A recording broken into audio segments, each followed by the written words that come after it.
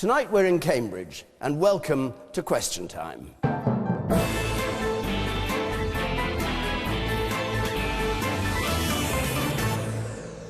A big welcome, as always, to our audience here in Cambridge, here to ask questions and to argue with our panel, and, of course, to our panel who do not know the questions in advance of them being put. The Liberal Democrat Business Minister, Jo Swinson. Labour's Diane Abbott, who may be free to speak her mind even more than usual after being sacked by Ed Miliband from his front bench earlier this week. The Conservative MP, who's challenging his party leader David Cameron to call an early referendum on the EU, Afriyie. The Times columnist, Matthew Parris, and Sarah Churchwell, who's Professor of American Literature at the University of East Anglia.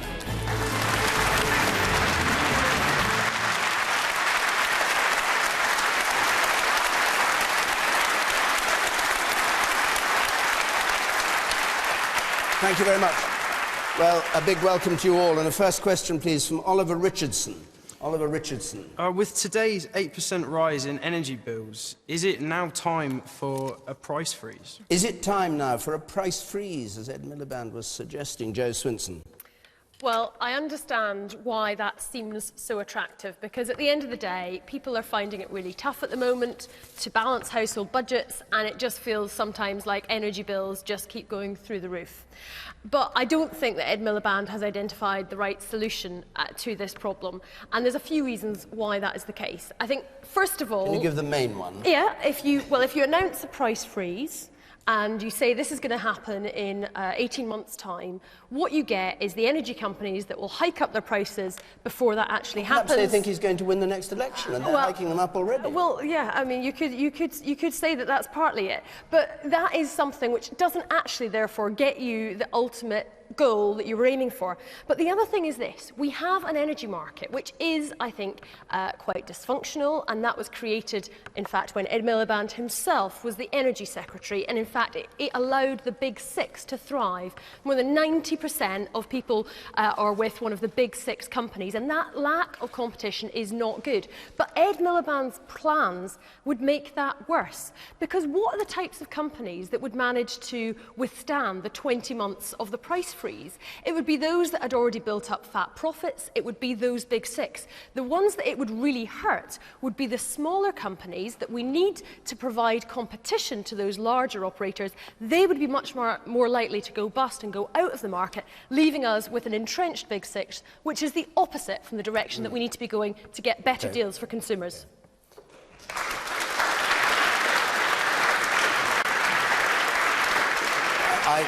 I said it as a joke, but do you think there's a possibility that these prices are being hiked now because of what Ed Miliband said about a freeze if Labour came to office? Well, I think there's a lot of reasons why we are seeing... do you think specifically that? I think that there are wholesale rises in energy prices but globally. Do you think Miliband's statement has got anything to do with it? I think that it could well have an impact. I think ultimately, if you're in the energy market and you see that that has been announced by one of the major political parties, that could factor into your calculations, and that is unhelpful.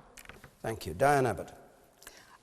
Jo seems to have been taken in by these big energy companies saying, oh, if the prices are frozen, you know, the lights will go out, we'll go bankrupt. The truth is, it's a rigged market, and the energy companies have been making hay with it for far too long. They put up their price, I think, less than 12 months ago.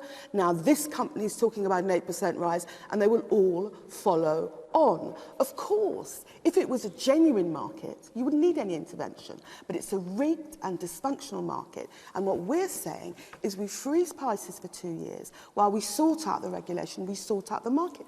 These price rises are very serious for ordinary people, Jo. There will be old people who have difficulty finding the money to heat their homes this winter. And for the government just to wring its hands and criticise Ed Miliband, the government doesn't have a practical proposal which will make energy affordable for people, particularly in East Anglia, which I know can get very cold in the winter, who are going to have difficulty heating their homes. Wringing your hands is not enough. We believe in markets, but we believe in genuine markets. This is a dysfunctional market, and the real problem is the huge profit margin which the energy companies... So you think they should freeze, this government should freeze things now? Well, they won't do it, but that's what they should do, and we will certainly do it when we win in 2015. A number of people with their hands up, and I'll come to you in a second.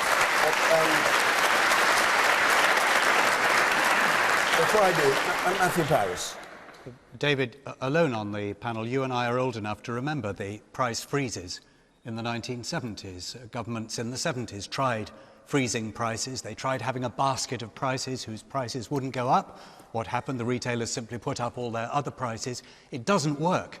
And I'm torn between thinking that this is just a cheap gimmick on Ed Miliband's part, which is what I hope it is, or that he really believes that you can rig markets, fix markets in this way. I wish there was any politician, Conservative Party, Liberal Democrats, or Labour Party, who was brave enough to challenge this assertion that the energy market is dysfunctional.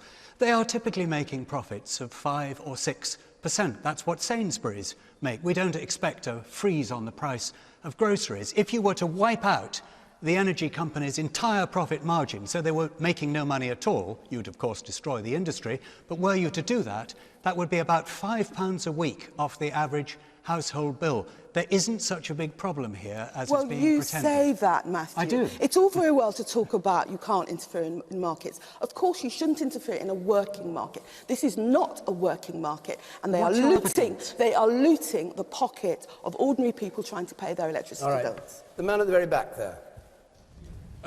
If the market is so rigged, how come our gas and electricity prices in the UK are lower than the EU average? Yeah. And why do the politicians keep saying this rather than just giving us back the £100 subsidy for all the wind farms that they want to put up? Well, first of all, there are two questions. You think that part of the problem is the 10%, whatever it is, that goes towards green energy? Yeah, it's all very well hand-wringing and saying poor people shouldn't have such high bills, but you've applied £100 tax in the form of subsidies on our gas and electricity bills, which applies to everyone, whether you're poor or rich. Why not take it out of general taxation? I'll come to you again. Sarah Churchwell. Well, I think part of the problem is about evidence. We're getting these assertions, but it's not clear what the wholesale prices are that they're paying. It's not clear. They're saying that they make a profit of 5%, 5 to 6%, but they're not just energy suppliers. They're also making profits in other parts of their business. And it seems to me that a kind of a blind faith in the market is as objectionable as the idea that we can control international prices, which has been one of the objections that's been made to this idea. I think that we need to make a distinction between essential services and discretionary services. When people are vulnerable and they're actually going to be at risk of, as Diane's saying, of not being able to pay their prices and in extremis of actually dying, then somebody needs to do something. Whether price fixes are the answer, Matthew was right. I don't remember the price freezes of the 1970s, and if it doesn't work, then we need to try something else. But simply saying, oh, let's just bring in more competition and that will sort it out, that's demonstrably not the case. Okay, you said second. It's a very simple point, which was brought by the panel over here and just back there. We have the cheapest gas prices in Europe. We have the 4th cheapest electricity prices. The electricity, they are not ripping us off. It's funny, it's just a lie. And electricity is expensive. And it's a cost, but it's an international problem, and we cannot change that. Can you briefly answer that, Diana? Our electricity prices may be relatively low compared to Europe, but people in this city and up and down the country, what people pay in Europe is not their problem. Their problem is how steeply prices are rising and how the big energy companies are abusing a rigged market. That's their problem. It's just happening in Europe. The exact same thing. The woman in the second row from the back. Then come to you, Adam. Yes, the woman there. I'm not sure it's necessary to rig an entire market just to help a small minority who are poor, who are elderly, who cannot pay their bills. We should be concentrating on helping out that minority rather than messing up an entire market by price fixing. Okay. Adam Afriyie. Well, I think when anyone opens the envelope with the energy bill, one's always nervous. But I'm going to say something a bit controversial. Sorry about this, chaps. I actually think that Ed Miliband is right.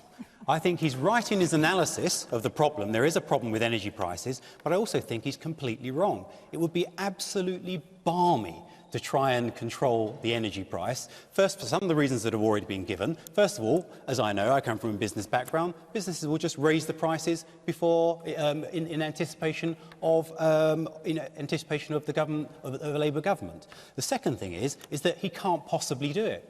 You know, the wholesale price of gas and electricity is set by world markets. So what's he going to do What's he going to do if the wholesale price of gas and electricity goes... Well, as a businessman, you know that these companies have already bought that. They buy that, they forward buy. Yes. So it's a sudden rise. It doesn't affect because they forward bought. Absolutely. But if the world price goes up, in general, over whatever time frame, what is Ed Miliband going to do? What are you going to do, Adam? Is he going... He's asking you what you're going to do. You have to answer what you're going to do. I've told him. I listen politely.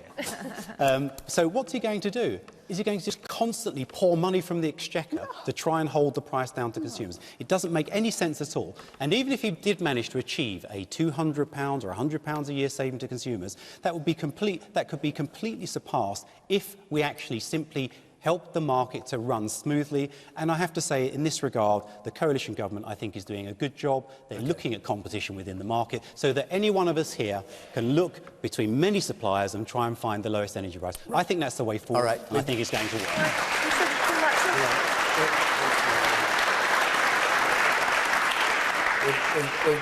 We've got a lot of questions to get through, so I'll just take one or two more points from the audience. You, sir, here. Yes, that's you. I'm afraid markets do not quite work as Diane Abbott seems to think that they do. Markets only care about purchasing power. So if there are lots of people out there who do not have the necessary purchasing power for your product, the market will not supply them the product. Oh, so people must freeze to I'm death. actually quite surprised to see this level of attachment to genuine markets in Labour Party. So people must freeze to death because the markets won't supply them? No. So, right, the woman in green market there, is not the solution. And then come to you, Joe. I do support what Diane's saying, because as a staff nurse, I do see patients coming in suffering from the cold, and that's pretty much more the reason why they've actually been admitted. It's that heat or eat syndrome. And when I go round into the communities, I physically see them huddled into the room. What we do have is the inevitable fact that the energy prices is going up, and it's likely to go up, and wages are going lower. What do you make of the point that was made just beside you there, that the focus should be on the elderly and those with not enough money to pay their bills, rather than on the whole, I think the whole by consumer? capping, probably by not be the best means, because by judging our mortgage interest rates didn't work. So therefore it should be that by controlling the energy prices won't work either. Okay. But by certainly offering more help to the people that are vulnerable, but that help is not out there and not in time. Joe Swinson, briefly if you would. The gentleman made the point about the roughly 9% of the energy bill that's as a result of government policies, and I think it picks up exactly on the point that the lady at the back made, which is about targeting help to the most vulnerable, because the vast majority of what is as a result of the government policy is actually going to help people who are vulnerable. Things like the warm home discount, which means that people in that difficult scenario, so they don't have to choose between heating and eating, are getting help with their bills, and indeed to roll out energy efficiency to cut everyone's energy bills. But there is a small part of that, Well, and I don't think... That's a tiny part of it. I've got the figures here. It's £11 a year. It's £47 a year. For various other things, home improvements, renewables, £30 a year. 3% is investment on renewable technology and green technology, and we need those green jobs for our economy, and we have to think of the long-term challenges we're facing, which is not just about getting the economy back on track, but it's also about the threat of climate change, and to address that, we do need to change the way that we generate our electricity, and it's important that that small part of the energy bills does go into tackling that real threat. Thank you very much. You've made the point. Thank you very much. Now, to comment on what's being said here tonight, you can tweet, you can text. Our hashtag is BBCQT. You can follow us at BBC Question Time. Texting, the number is 83981. The red button will allow you to follow other texts. And we'll take a question from Zach Ziola, please. Should Britain have a referendum on the EU before the general election? Should Britain have a referendum on the EU before the general election? This was a proposal that Adam Afriyie is putting before the House of Commons, to some dismay of many of his colleagues. But Diane Abbott, are you in favour of a referendum before the general election? I'm certainly in favour of a referendum. I believe the Labour Party should... That wasn't the question. No, but let me just explain. The reason why... Because it's not yet our policy to support a referendum at all. The reason why a referendum is important, it's not because I'm anti-European. I'm pro-European. I was in Barcelona this summer, had a wonderful time. But the problem... That is not being pro-European. Exactly. That's having a nice holiday. Tourism is not the same thing. But In the 90s, I was on the Treasury Select Committee, travelled all over Europe, Berlin, Paris, whatever, talking about a single currency. And what struck me then, and it remains my position, that Europe is an elite project, and the European elites don't want ordinary people to have the debate. And I think there's a democratic case for having the debate and having a referendum. I'm not sure about a referendum before the general election, but I think it's an interesting idea, and I think Adam is to be congratulated for bringing it forward. Right. Would you like to see Ed Miliband, now that you're not on his front bench and can speak your mind at last, not that you ever stop, which is probably why you're no longer on the front bench. Would you like to see Labour put that in the manifesto for the next election? A referendum? Yes. Yes, because I think there's a democratic case. It's not anti-European to allow the British people to debate and decide. OK. Joe Swinson. Well, I think that we should have a referendum, but not before the general election. We should have a referendum when there is a significant change of powers between the UK and the rest of Europe, and that seems to be the sensible time at which to have that referendum. I think Adam's proposal for a referendum in 2014 is flawed on a range of grounds. I think it, first of all, takes no regard of the fact that we have a Scottish referendum coming up the month before that, and it's almost like the impact on that is not featured in his calculations. Maybe he's not that bothered about whether the United Kingdom actually continues in its current form. It seems to have no regard to the fact that this would be throwing a hand grenade into a European economy that is currently trying to recover from an incredibly difficult set of circumstances, which has a huge impact on British trade and British jobs. I mean, it seems that this proposal has really achieved two things. It's got Adam onto the front page of the Mail on Sunday, so it's succeeded in that objective. And the only other thing, and I have to congratulate him for this, perhaps the only time that the Conservative Party have ever managed to be united on Europe, united in disagreement with this particular proposal, and I think that is something which perhaps does deserve some real congratulations. All right. Adam Afriyie. Well, look, I believe that the British people need to have a say, and 80% of the British people want a referendum, 80% of businesses want a referendum, more than half want it sooner rather than later, within the next year or two. So it's not particularly revolutionary for a backbench MP to suggest that the people have a referendum in 2014. You know, I think that people need their say, and from what the answers I'm already hearing here, you've got a political elite, a political class that for 40 years have kept saying, oh, it's not the right time, we've got to have lots of complicated things happening beforehand. 12 months, I can tell you, from negotiating in business, is plenty of time to negotiate, and if we set the date in October 2014, guess where the pressure is? The pressure is on the European Union leaders to come to Britain and say, my goodness, we've got to convince these people to stay in. They will have to come forward with proposals. I think it's the right thing to do. I believe it's the right thing to do, and I'd rather be on the side of the British people than the political elite that just wants to deny them a voice.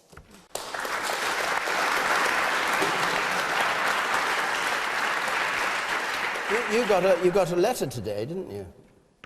From 140 Tory MPs. So I hear. You've not actually read it. I'll read it to you if you like.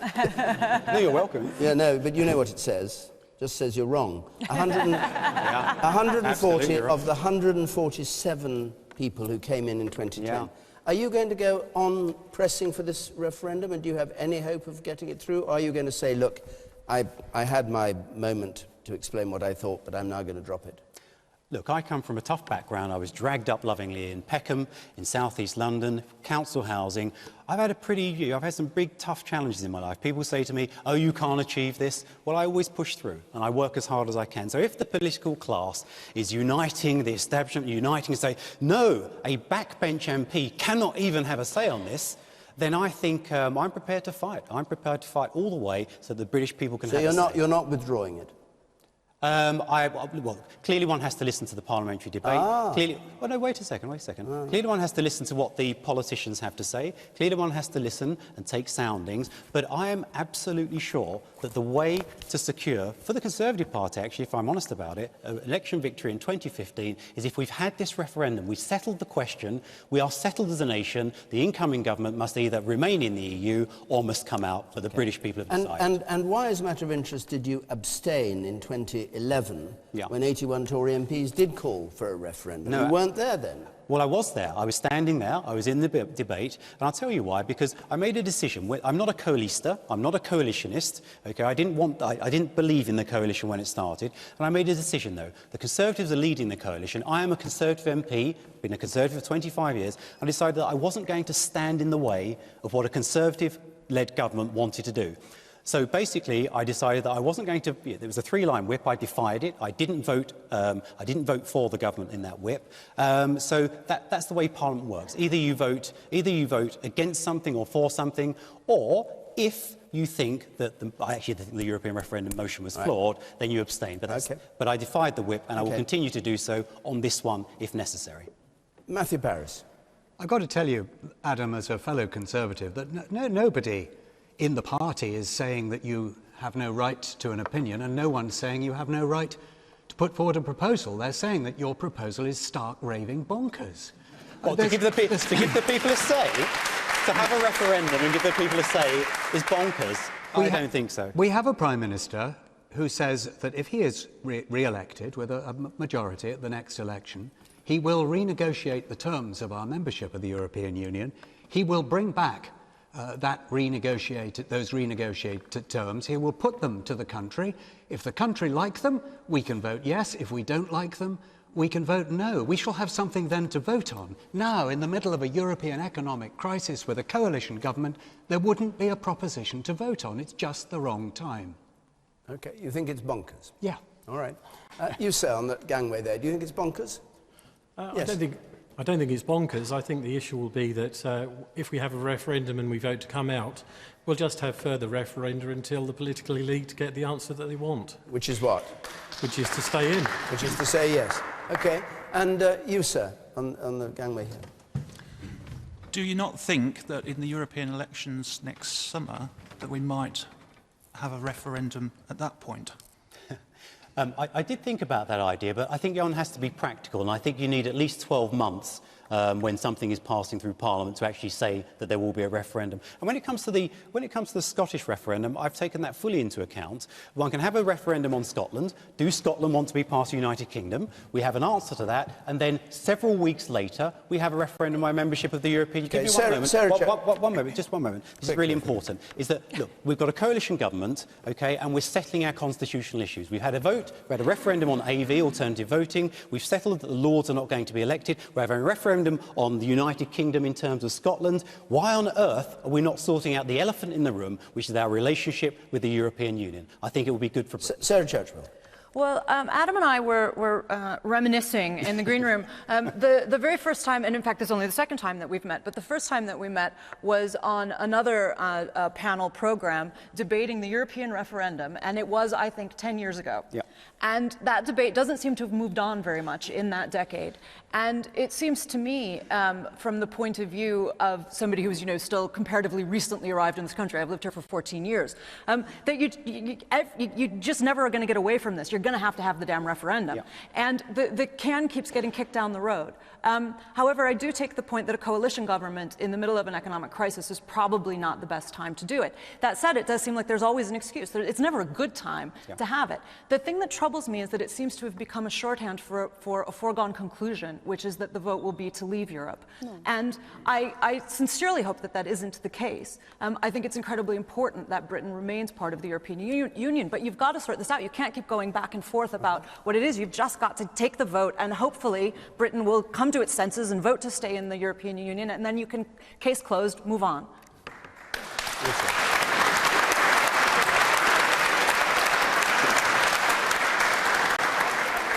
Adam was saying, well, the Europeans have got to come over here and explain why we should stay in. But what happens if they say, look, you're just so much trouble, vote against and go and leave us, and we'll be fine without you. Thank you very much. Yes, the parallels with the Scottish referendum, some people would say. The woman at the very back there, yes. I totally agree with Sarah Churchill. Her phrase, I hope that England will come to its senses, the UK will come to its senses. However, I think there's a real grave danger. Come to their senses will not happen as long as there isn't a really decent information campaign before any referendum. Yeah. Absolutely.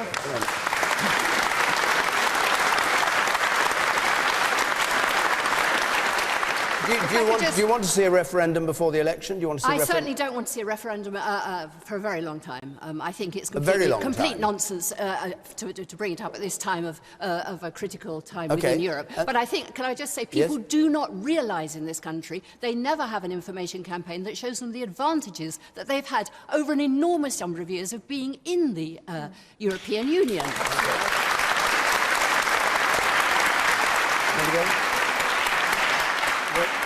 The woman here, am I right? And then I come up to you. I'm a teacher in a secondary school in England, and I'm particularly interested in what the government proposes to do to educate 18-year-olds who can vote on Europe, especially given that the new history national curriculum is increasingly Anglo-centric. Okay. And the person over there on the right, on the left, I mean, rather. No, not you, sir, the man next to you, even though you've got a very persuasive wave. The person on your right. Yes.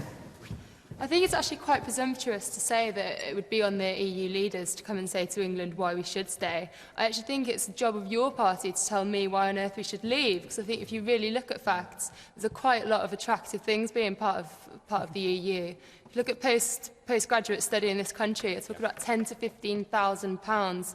Whereas in Scandinavia, it's completely free. In Holland, it's £1,500. Why on earth would you want to leave unless it's the typically uncharitable Tory line of we don't want to bail out Greece? How would you vote, Adam, if your referendum came about next year? How would you vote? Just in or out? Well, like Michael Gove, if we had the referendum today, like Michael Gove, I would vote to come out. But 12 months from now, when we've had some renegotiations and there's a different offer on the table, then it may be a different situation. But I just want to correct something. The Conservative Party is completely united behind the idea of having a referendum. I have a difference on timing. And the second thing is the Conservative Party doesn't have a view about whether we should come out or stay in. And this is something that the British public must decide. And as soon as the campaign starts, there will be people arguing to stay in. All the information that we require from the various campaigns will be available, and there will be people who are arguing to come out. The point is to have it out and to have our country then united either within Europe or united because we're coming out of the European Union. I'm going to move on to another question. I know there are many people still with views on that, but let's go on to another question because we're nearly halfway through. Phil Porter, please. Phil Porter.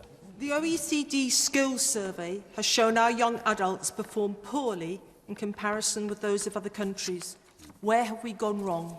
This is the figures that came out of a long list of 24 countries, with England, not Scotland and Wales, England at number 19 on literacy and number 21 on numeracy of 16 to 24-year-olds.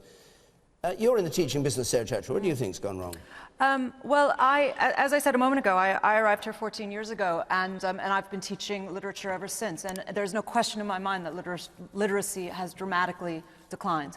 And I see it every day. So these results come as absolutely no surprise to me. And my colleagues who work in maths and sciences have seen similar problems with numeracy. So this is clearly happening. As far as what's gone wrong, my own feeling is that well, now I'm going to say something that's going to maybe really shock everybody, but I'm not sure that I believe in a national curriculum, actually. I don't come from a background of a national curriculum, and I'm not sure that one individual or even one cabinet can sit down and decide what is the best way to teach everybody across a nation. And I actually think that the results that you know are comparing better with the UK are often from places that have more flexible teaching options. Well, except that America, where you do come from, is below England on these figures. Nobody mentioned that. They all went on about Finland being way up at the top. But United States is bottom of numeracy and third bottom on literacy. Absolutely. The United States, well, look, the United States is currently, its government has shut down. Nothing is working there. I mean, the United States is clearly not a test example, and I was not in any way suggesting that it's currently working. But you know, as far as what can fix this, you know, I think that you have to I do believe that you have to let teachers teach. I think you have to trust that they can do their jobs. I think that you need to stop interfering with them and trying to tweak everything every time. So you're against testing, you're against obviously one must testing, test, but I think you have to do some testing, obviously, but yeah, I don't think they're constantly being taught to the test. It creates affirmative teaching where they only know the answers to the test. They're actually not learning the skills that they need in order to actually understand the subject. And it is a waste of every...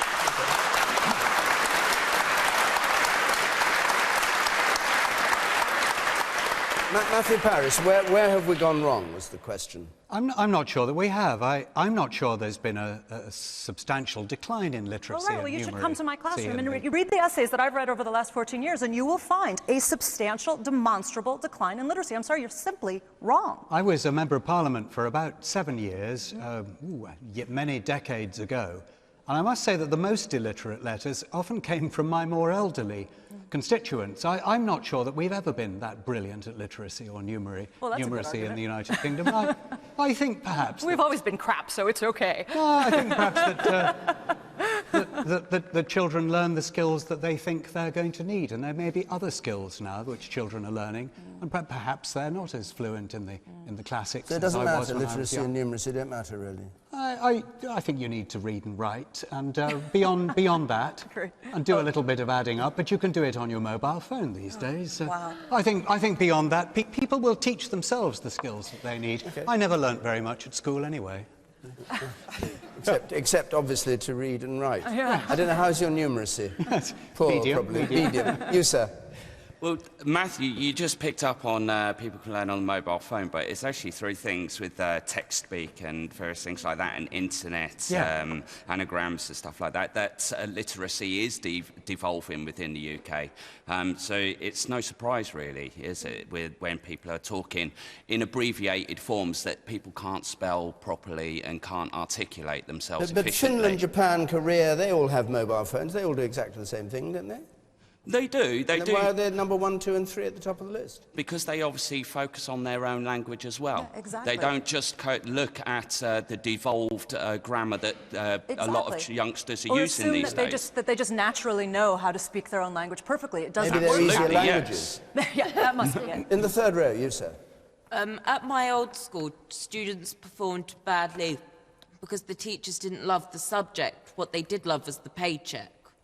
Really? Really? Ooh, yeah. You have to give the name and address of the school to the teachers here. I had no idea teachers were that well paid. No. OK, you send the bang in the centre there in the sort of red checked shirt on. Yeah. Quite a few of these countries at the top of the OECD charts have a much later starting age for schools. Finland, I believe, is 6 or 7. Do the panel think that would help in the UK? Help. That's a good point. We'll keep, and somebody thrust their hand up as they heard that being said. The woman there in the second row from the back. I think part of the problem maybe in our primary schools today really is maybe our schools are trying to juggle too many subjects. There's such a focus on giving a very rounded syllabus of focusing on the sciences and some of the given a foundation knowledge of foreign languages. I think maybe there should be a greater focus on getting the kids to know the basics of English grammar, rather than trying to put too many things in their heads when they do not know the basics of their own language. Diane Abbott, what do you think's gone wrong? Well, if anything has. This didn't happen overnight. And if you're going to look to the root of the problem, it obviously, parts of it emerged when you had a Labour government. Now, we did some fantastic things in education, investment in higher education, investment in schools and so on. But I think perhaps that the emphasis which said that 50% of the education population has to go to university perhaps skewed the debate to university and the sort of child that can get to university at the expense of basic skills and crafts and just real skills, not just reading and writing, but real skills. And we are talking now as a party about redressing that and focusing on the people who aren't necessarily going to university but should know valuable skills. I think we need a reset on education policy. University, I mean, it's a funny thing to say in a university town, university will always be absolutely the right thing for a great many people, and we want as many people who can benefit to go there, but we need a reset and a focus on basic skills. Okay.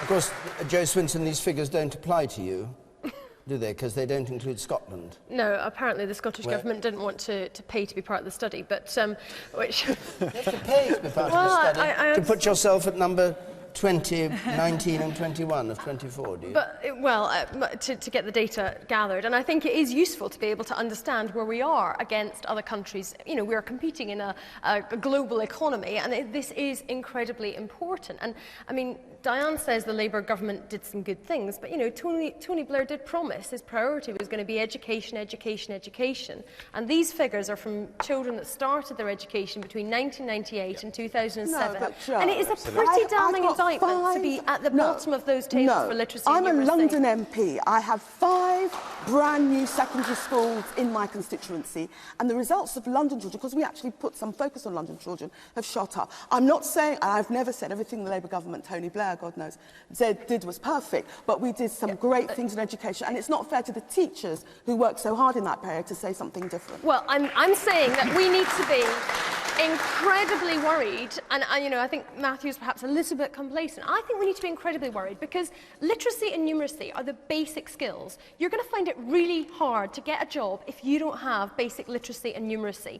And it's not good enough for us to say that we've not been good at this traditionally, or that perhaps things are going to be okay and in some parts of the country they're fine. We are letting those young people down, and that's why it's important that we are raising the age at which young people have to learn to 18 and making them have to continue their maths and their English in some form until that age. But we also need to make sure that the young people that have been failed, those who are in that 16 to 24 cohort at the moment, and some of whom are finding it very difficult to get a job, sometimes because of the lack of these skills, that they get the extra support they need. And that's why I think the new traineeship model that the government is undertaking is absolutely vital to plug the gap in those skills. To support those young people that you did away with the educational maintenance allowance. To support them, was that what it was about? Well, I think what we're doing is making sure that those skills are ones that can be developed with young people, that they can get the skills they need to then get on and get a job, which they're going to find difficult without literacy and numeracy. And of course, Diane, you didn't show much confidence in state education yourself. It's well known you sent your children to private schools. Yes, but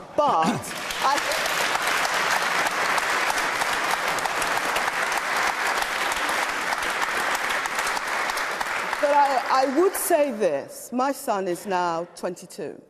When I had to decide on a secondary school, Labour had just come into office. If I had to make the same decision again, thanks to the investment in secondary schools in Hackney over the 13 years of Labour government, I would happily send him to a range of schools in Hackney, including Mossbourne, which was led by the very charismatic current Chief Inspector of Education, who was a Hackney head. Do we have teachers here who'd like just to comment on this? Are you a teacher? You've spoken already tonight. You haven't? All right, far away then, and then I come down. Are you a teacher too? I trained in East London to be a teacher and was really shocked at the poverty that a lot of children are experiencing. And I think actually a more shocking statistic is that to be a child in this country is very bad. And I think the root cause is actually a lot of children have a lot of other worries apart from learning to read when they're at home. They're worried about food. They're worried that they're sharing a bedroom with 3 other siblings. So there are basic care issues that I really didn't think existed. Rather than the education system yeah, because itself. Diane's right. You see in London a massive transformation of education, but you're still facing chronic inequality when you're in the shadow of Canary Wharf. Point taken. Adam Afriyie.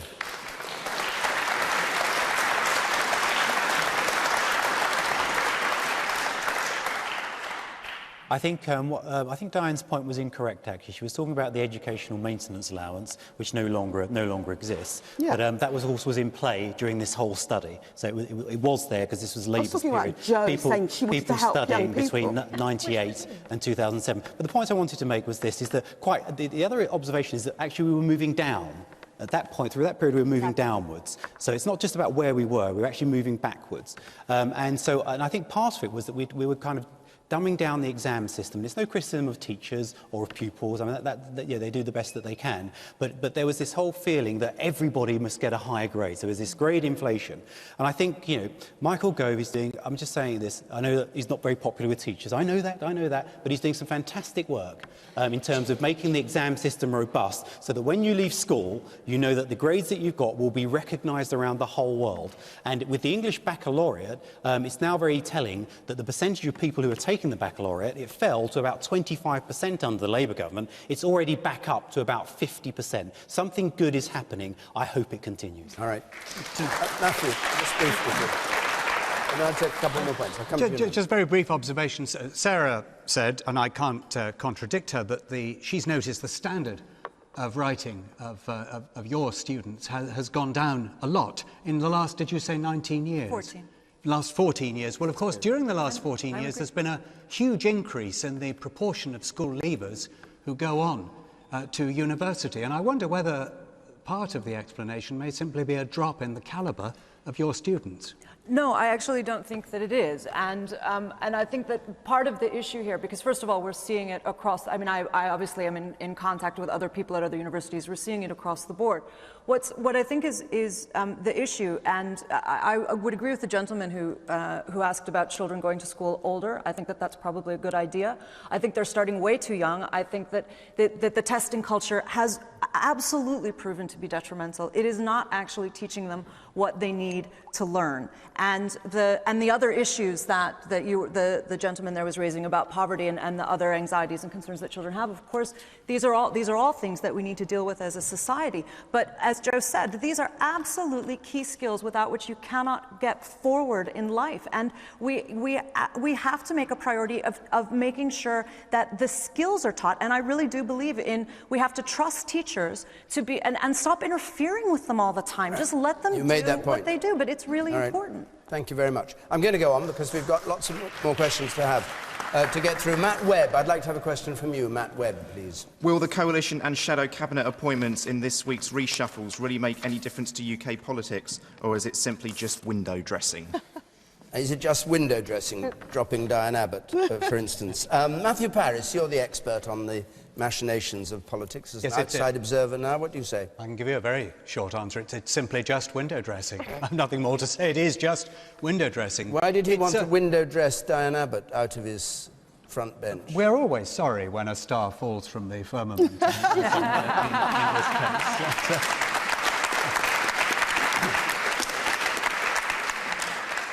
No, it's mostly an exercise in encouraging people within the party to believe that there is a hope for them, that things may change, that things are moving up there in the stratosphere. Look, so-and-so's got a job, maybe you'll get a job.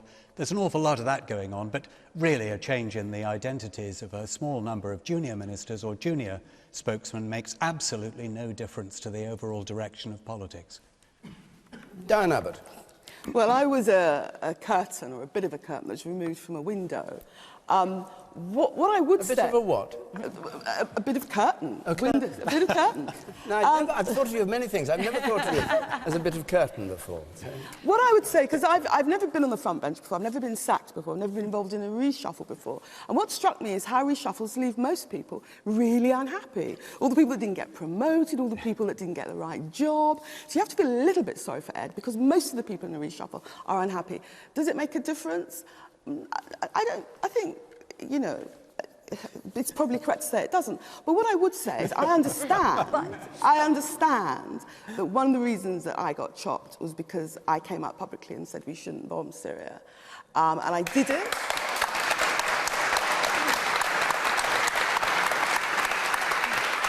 I did it because Ed Miliband was wobbling at that point. And they brought us back early because they wanted to bomb Damascus that weekend. I believe that would have dragged us into a civil war in Syria where there are no good guys. Syrians would have died. And if I got the push because I refused to vote for bombing Syria, well, I tell you, I would do the same thing over and over again. But they didn't have...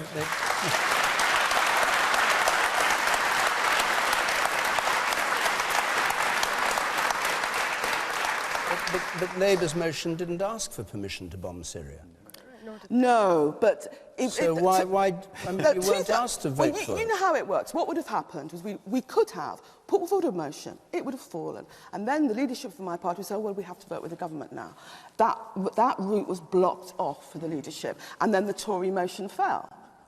All right.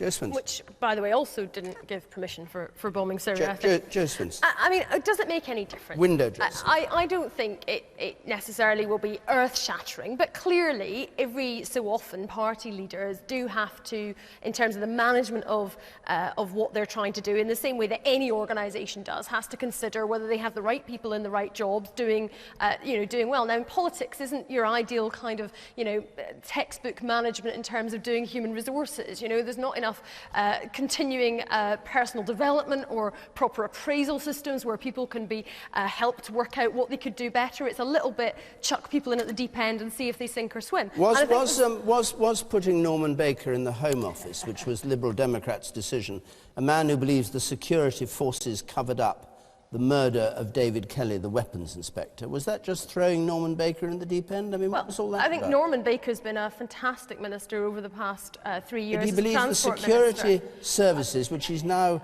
in part of managing, was responsible for a cover-up about the murder of a senior government official. I mean, say what you like about Norman Baker, you certainly can't say he's not prepared to challenge received wisdom. And now sometimes that leads to a huge amount of controversy, but on a whole range of other issues, Norman Baker has been, standing up. He was putting in freedom of information requests, which were part of the way the whole MP's expenses scandal was uncovered in the first place. I think Norman's done a wonderful job as a minister. He will do an excellent job in the Home Office. He is a very strong supporter of civil liberties. And, if you have me back on this programme in a year's time, we'll be able to discuss how good a minister he's been in that role in the past year. And is it true Theresa May is very, very unhappy? Well, I don't know the specifics of that, but, it's not the job of the Liberal Democrats in government to make Theresa May happy. What would the specifics be? I haven't had a conversation with Theresa to ask her whether she's happy, but as I say, it's not our job to make her happy. But it's not the Liberal Democrats' job in a coalition to keep the Tories happy.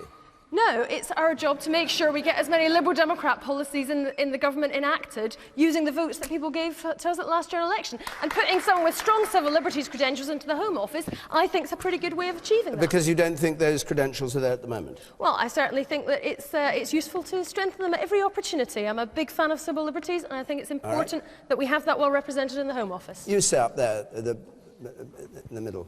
Yeah. Joe Swinson was saying that a change of this nature should be done on ability and it should be a meritocratic decision, but it strikes me from some of Ed Miliband's decisions that rather than on meritocracy and ability, they're more on pleasing Len McCluskey and ticking that union box. Okay. I have to say... Oh, sorry. Yeah, go on. Yeah, that's absurd. The headline promotion of Ed's reshuffle was a wonderful guy called Tristram Hunt. Is he a left-winger? No, he's not. I mean, this idea that it was all about left versus right is absurd. All right. And the man in red there at the back. I used to work in the civil service, working for ministers for all of the three parties, and have experienced the impact of ministerial reshuffles. It causes a huge amount of disruption within government. Now, the Institute for Government and the Public Administration Select Committee have published reports on the impact of those reshuffles. Because of the regular reshuffles that have happened, particularly at the end of the Labour administration, Diane, the impact that it had was it meant that none of your politicians were able to gain any expertise in their policy areas, and unfortunately each of the different policy areas in their own way were captured by very wealthy vested interests. So you think people should stay in post longer, really, and not I would like to see more ministers and more... Adam Afriyie, what do you say to that? I think the Prime Minister's done an absolutely fantastic job. He's kept many... No, I think so. I thought you wanted to replace him. Oh, not back to that old one. Oh, is that... You get one newspaper story and everyone thinks you're running for leadership. It's a load of nonsense. Basically, I support the Prime Minister and I hope he's there for 1,000 years. But anyway, as I was saying... But anyway, as I was saying, I think the Prime Minister's done a great job because he's kept stability in those positions. Some people have been in position now for 3.5, heading on towards 4 years, and I think that's a good thing. In terms of the reshuffles, there are a lot of career politicians. Everyone wants to get up the slippery pole, and nobody wants to come down. But a bit like share prices, careers go up and careers go down. And what I would say is that actually, People returning to the back benches, they're going to be valued. They've got good experience and they'll be able to help. And people moving from the back benches to the front benches, they're going to add tremendous value. It's a win-win situation. The Prime Minister is right. It's a vast improvement. Okay. And you didn't mention Michael Gove. It's the first time you haven't tonight. Sarah Churchwell. I quite agree with the gentleman in the back. I've never understood the concept of a first of all, I don't know why it's a reshuffle, because that seems redundant. Surely shuffle is adequate to the concept. But There speaks a professor. Really. Exactly. I deal with words. And that's exactly what I'm going to pick up on. The idea of a shuffle is the idea of disorder. It's a creation of randomness and disorder. That's what a shuffling of cards is. And I don't want a government that throws up the cards and sees how they land. I actually want a government that's playing a hand, that has a strategic idea of where it's trying to go. I don't understand why expertise, experience, and skills are not what is being emphasized here. I have never understood why the man in charge of the economy is somebody who got a degree in modern history. I don't understand that. No, I genuinely don't understand that.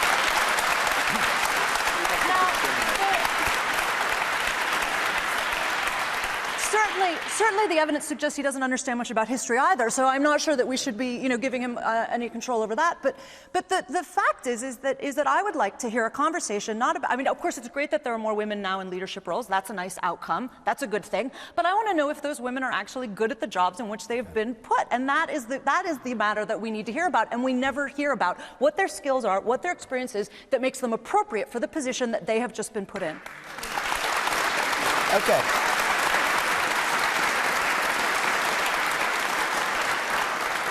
Thank you very much. A question now from Patrick Kirkham, please. Patrick Kirkham. Has the publication of articles in The Guardian about GCHQ damaged national security? This is a very important argument. The chief of MI5, Andrew Parker, made a speech this week in which he said enormous damage was done to the pursuit of terrorists, information published in the newspapers, in The Guardian in particular, handing the advantage to the terrorists, the gift they need to evade us and strike us at will. Has that publication damaged national security? Joe Swinson. Well, I mean, understandably, the head of MI5 is going to make the case that he has done. And I think we do need to recognise that there are some things that MI5 and other agencies do to keep us all safe that do need to be kept secret. But I think there is a balance also to be struck in recognising that there needs to be some accountability, and we are able to do that in some ways through Parliament and through government for these services, and that to a degree the press within our country has always also played a role in that. So I don't think it would be fair to say that always publishing anything that is leaked is always the wrong thing for a newspaper to do. But what about these publications of these leaks about GCHQ and the way that it tapped into terrorist and other communication? Well, I mean, as I say, I can understand why the head of MI5's making that case. Is he right or wrong? Well, I mean, I think that it's probably the case that it would have been better in terms of our national security had that not all been published. But equally, I think it's worth recognising the Guardian didn't publish everything that they were given. It wasn't just entirely indiscriminate like some of the things we've seen on WikiLeaks and so on, where just thousands and thousands of pages have all been published all at once. So I think we do need to take great care about these particular issues. But I think that there can be a legitimate role for newspapers in a free press, and it's important that there is accountability and transparency of what the security services do on our behalf as well. Okay. Oh, do stop being so judicious, Joe. I was not 500 yards from here many years ago. I was actually interviewed for a job in British intelligence, and it gets worse. They offered me a job.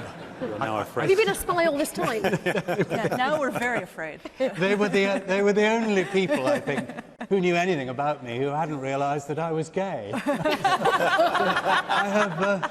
Is that a ban to being in intelligence? No. Well, it would have certainly would have been in 1973. Yes. Did you proffer yourself for this job, or did they just come along and say, "Hoik, we'd like to"? You must have proffered yourself. Just like in the spy novels, one is approached by a don whom one has never met before and asked whether one would be interested in this rather specialised branch of work. Yes, so I've always taken our intelligence services utterances with a pinch of salt, and I take this one with a pinch of salt. On the other hand, The Guardian's absurd grandstanding is profoundly irritating. I think that if you're... What grandstanding, for those of us who don't read it every day? Oh, they're fighting a magnificent battle for human freedom by releasing... You don't believe that? No, I certainly don't, and I think a lot of the stuff that Snowden has released shouldn't have been released. If you're against invading Iraq, and I was, if you're against invading Afghanistan, as I was, Syria, as I am, even doubtful about Libya, you have to have an answer to the question, how should the nation's security be protected? And if that isn't by having a good,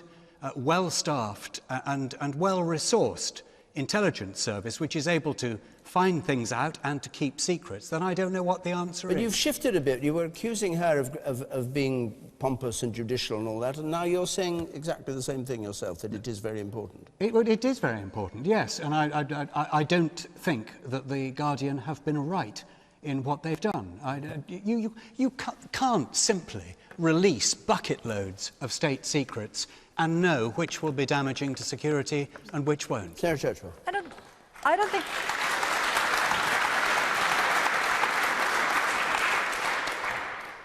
I have yet to see any evidence, however, that these leaked documents have indeed brought harm to anyone. I haven't seen any evidence of that. Well, that somebody was harmed as a result of these revelations. I mean, we haven't yet seen that. What we have seen is a series of organizations in America and here which are making it very clear that their ideas about their own power and their insistence on secrecy as the way that they control things is under massive threat. It is being transformed, and they are going to have to figure out more flexible ways of dealing with the world in which we all live, with the digital world.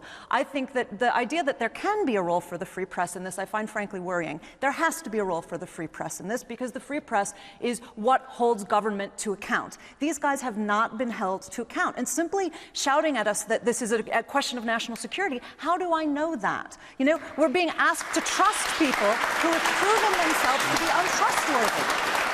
Okay. The man in the middle there with spectacles, you sir. I believe The Guardian should be prosecuted on the Official Secrets Act. And if the Crown Prosecution Service doesn't do this, I would like them to tell us why. Diane Abbott. Well, of course, there's always a defence under the Official Secrets Act of the public interest. If we're talking about the Snowden revelations, not WikiLeaks, which is just a dump of information, we're talking about the Snowden revelations, I actually think it's wrong for the head of MI5 to step out of the shadows, assert that this has damaged national security, and step back into the shadows. He can't be challenged, he can't prove it. We know, whatever we think of Edward Snowden, or The Guardian for that matter, that they've been very careful about what they've published. And the truth is, although I've always vaguely, as a woman of the left, I've always vaguely assumed my phone was tapped, and they must have listened to some very boring conversations about shopping and boys years ago. But nobody knew, actually, that the state in America and here was able to monitor your every telephone communication, your every activity on email. Nobody knew that companies like Google had engaged with backdoor deals with the state. We didn't know these things, and I believe we're entitled to know them. Exactly. I think the way the head of MI5 intervening is not, I think it's shouldn't happen in a democratic society. We need a debate between the public and politicians, but on balance, I believe the stuff printed in The Guardian, which shows us the extent of surveillance, a leviathan and how surveillance, much they exceeded their authority. And that they exceeded their authority, it seems to me, on balance, what The Guardian and Edward Snowden have done was in the public interest. Thank you very much. We have to stop. Our hour is up, I'm afraid. Sorry to those of you who still have your hands up. Yes, question time always passes speedily. Thank you very much indeed. We're going to be in Basingstoke next week, and we do have, the person was mentioned by Diane Abbott, Labour's new Shadow Education Secretary, Tristram Hunt, on the panel. The week after that, we're going to be in Liverpool. So remember those two places, Basingstoke and Liverpool. If you can come to either programme to take part and put questions and argue with our panel, our website is the best place to go to. The address is there on the screen, or you can call 0330 123 9888. If you've been listening to this on Radio 5 Live. The debate continues now on Question Time, Extra Time. In the meantime, my thanks to our panel here. Thanks to all of you who came to Cambridge to take part. Until next Thursday from the Guildhall here in Cambridge. Good night.